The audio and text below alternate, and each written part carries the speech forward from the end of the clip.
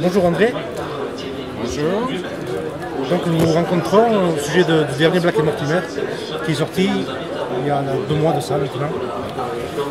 Alors, tout d'abord, comment vous vous retrouvez sur Black et Mortimer? Alors, je m'y suis retrouvé par l'envie d'un éditeur de me confier cette lourde responsabilité. Donc, ça devait être en 1998-19 par là. 98 peut-être parce que le premier est paru en 99, il me semble. Et donc je cherchais une deuxième équipe pour suppléer à Tête de Noix. Et il y avait un scénariste, enfin il y avait un scénario qui avait été envoyé anonymement par Yves Sante. Anonymement parce que Yves Sante était de la maison, il était lui-même éditeur au Lombard, donc il ne voulait pas que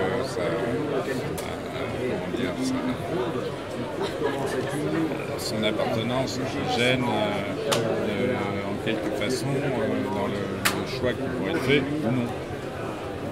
Voilà, et le scénario, moi, me plaisait bien. Il y avait un certain nombre de... Enfin, il y avait un cahier des charges qui était le style, référence à Marque Jaune, étant considéré comme le meilleur album de Jacobs, graphiquement. Enfin, il y a des avis divergents, mais en gros, c'est Jacobs des années 50. L'époque, des années 50, donc on revenait en arrière par rapport à Jacobs lui-même qui avait écrit des histoires qui se passaient en son temps, c'est-à-dire les années 60, 70, 80. Mais pour nous qui sentez moi qui étions des fans de toujours, nous qui lisions enfants les aventures de Black et Mortimer, pour nous c'était des histoires qui se passaient dans le passé. Donc ça me convenait. Et, le style me convenait aussi dans la mesure où ce qu'on appelle la ligne claire, donc le trait de Hergé, de Jacobs ou de Jacques Martin était également un style qui me convenait dans la mesure où il m'avait inspiré aussi mes débuts quand je cherchais mon propre style. Voilà. Donc j'ai fait des essais, ça a marché. Voilà comment l'aventure a débuté. Et comment est votre relation maintenant avec Yves Sante? Comment vous travaillez avec lui? Et on travaille en étroite collaboration. Dans un premier temps, il y a une idée, Yves, qui me propose. Ensuite, il y a un synopsis, un résumé de l'histoire, et puis ensuite l'histoire découpée en général en 64 pages. Donc à chaque fois, je peux éventuellement discuter de certains détails. C'est pas un problème avec Yves, mais on s'entend très bien justement parce qu'il accepte mes éventuelles critiques ou désirs, et de la même façon que j'accepte aussi qu'il critique mes dessins. Les dessins que je lui envoie par internet sous forme d'abord de crayonné, pour voir si on est bien d'accord. Non, ça se passe très très bien.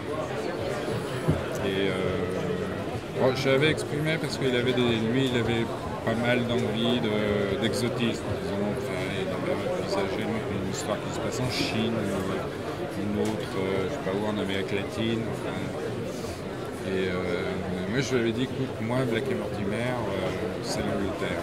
C'est ça qui me plaît en fait. L'ambiance britannique. L'idée que je m'en fais, au moins. Et donc, c'est vrai que les derniers albums sont plutôt infléchis dans ce sens, que ce soit le Serment des 5 Lords, qui se passe en Angleterre, et le dernier, donc Bâton de tard qui se passe également en Angleterre, un petit peu à Gibraltar, mais Gibraltar c'est aussi l'Angleterre. Et bon voilà, le prochain, je ne sais pas exactement ce que ce sera, mais je pense qu'on ne fera pas l'Europe encore. Parce que vous avez déjà fait voyage en Afrique, Oui, en interne aussi. en Antarctique. Oui, en Antarctique aussi, on a été. Oui. Côté exotisme, on a déjà eu un peu. Comment? Côté exotisme, il y a déjà eu un peu de Oui, voyage. oui. Puis, une seconde équipe qui peut, elle, voyager autant qu'elle veut. Mais je ne suis pas fermé totalement non plus. Mais moi, j'aime bien le côté anglais. Un peu Et vous regardez ce que fait l'autre équipe qui s'occupe de Black et Mortimer? Vous surveillez, vous êtes en contact? surveiller, on n'a pas à surveiller. Non, vous êtes en contact. Habituellement, oui, il y avait un contact entre Yves Sante, scénariste, et Jean Van Damme. Ils se connaissent bien, ils s'entendent bien. Yves Sante, surtout au début d'ailleurs, éprouvait le besoin d'avoir des conseils, d'avoir un peu l'agrément. Donc il présentait le scénario et Jean disait très franchement ce qu'il en pensait. Et alors dernièrement, ça s'est pas passé comme ça avec Jean Dufaux, qui a fait son scénario dans son coin et c'est parfaitement son droit. Sauf qu'il n'avait pas lu ou relu le Serment des 5 Lords. Sinon, il aurait appris que notre ami Nazir, qui, je le rappelle, disparaît totalement de l'œuvre de Jacobs à la fin de la Marque jaune. Donc, c'est une question à laquelle Yves avait envie de répondre, pourquoi Nazir a disparu, et on l'explique assez rapidement dans le Serment des 5 Lords qui précède comment s'appelle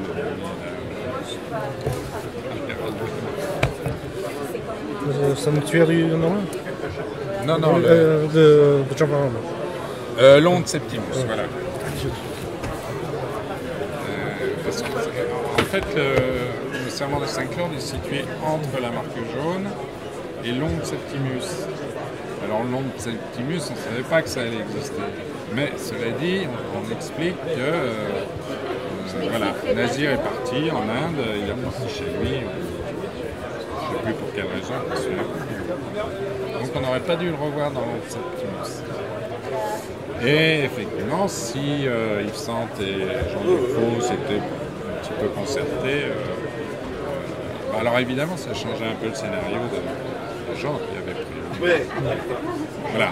C'est nous, on a vraiment à cœur que l'ensemble, tout ce qu'on peut amener dans cette série soit cohérente avec l'ensemble, que ce soit ce qu'on fait Tête Benoît, Jean Van Damme, ou Jean Van Damme et Stern, ou Dufaux Et Aubert. et Aubin, et surtout Jacobs, quoi. Donc voilà. Et ça nous paraît important que cette série reste très cohérente. Et le sujet du bâton de Plutarque, comment est née cette idée d'imaginer cette histoire qui va se situer juste avant l'énigme de l'Espadon? Oui. Eh bien, nous étions partis avec Yves à Londres et à Oxford pour faire des repérages pour l'album précédent, donc le Serment des 5 Lords. Je voulais prendre en photo Scotland Yard, enfin, l'ancien Scotland Yard, celui où travaillait notre ami Blake. Et là, on avait une petite pancarte War Cabinet Museum. Et on se dit, tiens, on va aller voir ça. J'avais entendu parler dans un guide, il disait que c'était assez bien comme un petit musée, quoi. Alors, War Cabinet Museum, c'est le bunker où Churchill et tout son staff se réfugiaient quand il y avait les bombardements à Londres pendant la guerre de 40.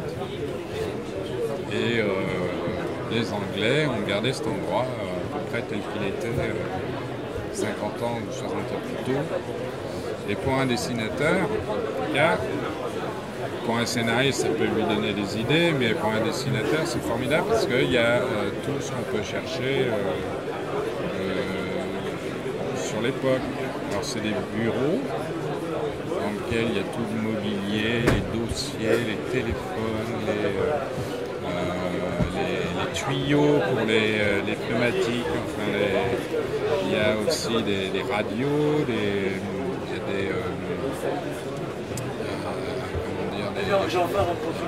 chambres, il y a tout un petit univers comme ça, avec des mannequins costumés en uniforme d'époque, tout un univers comme ça qui est prêt à dessiner.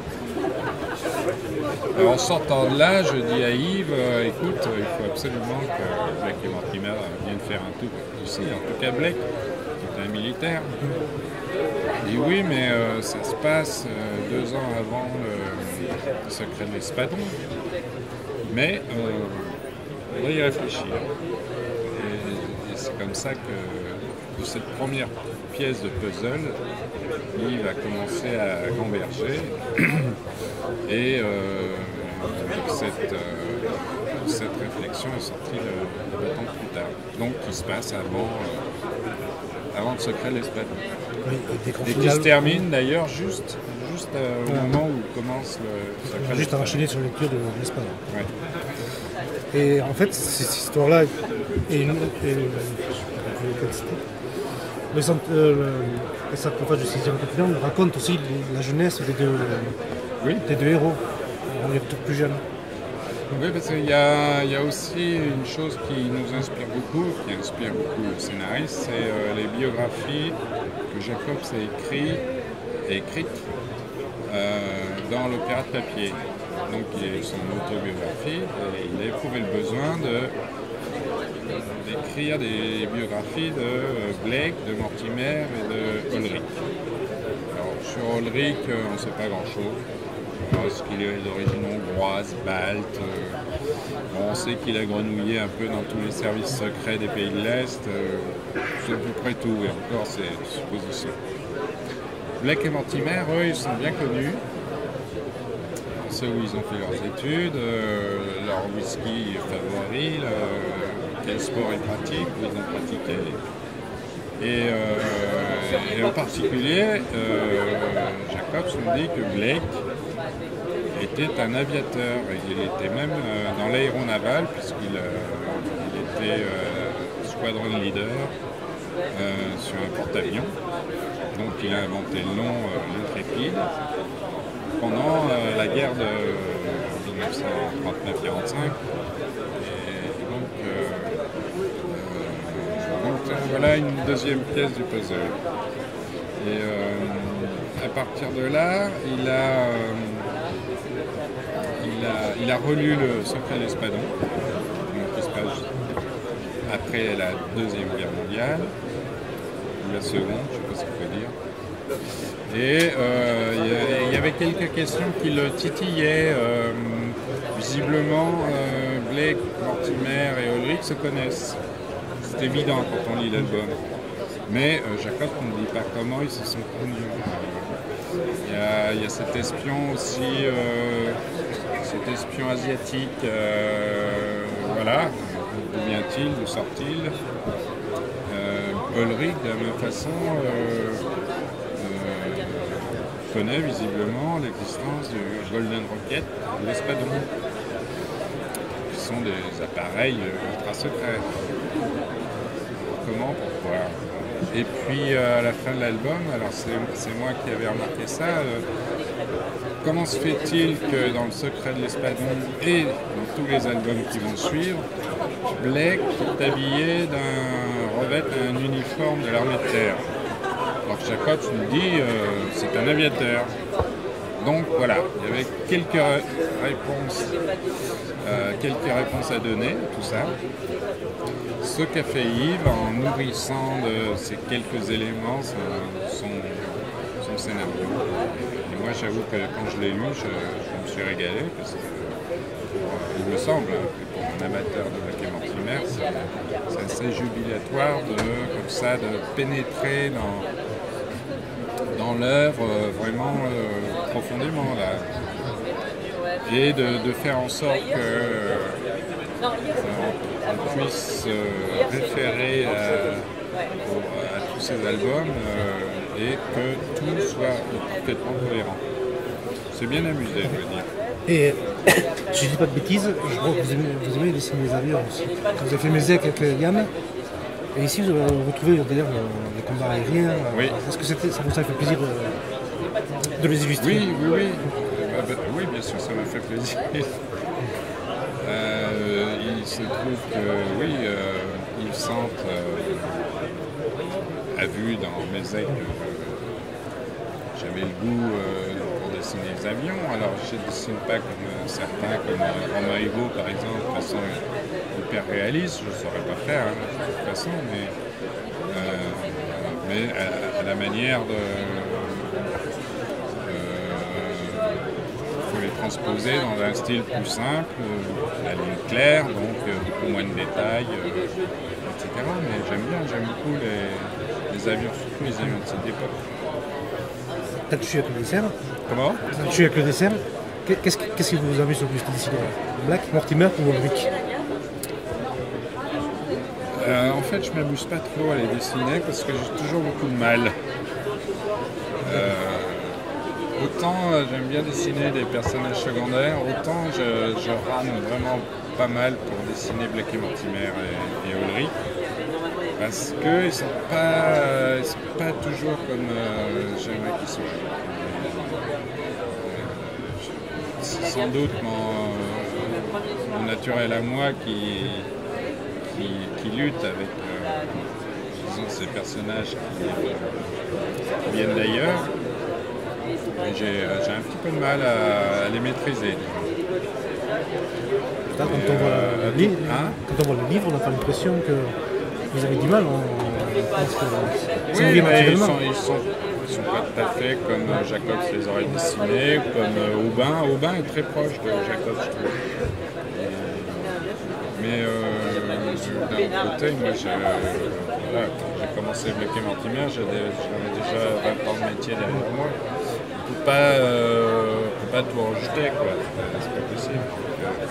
Mais il y a une chose, moi, qui m'avait intéressé dans la reprise de Jacob, de Benoît, peut-être Benoît, que je trouvais vraiment très bien.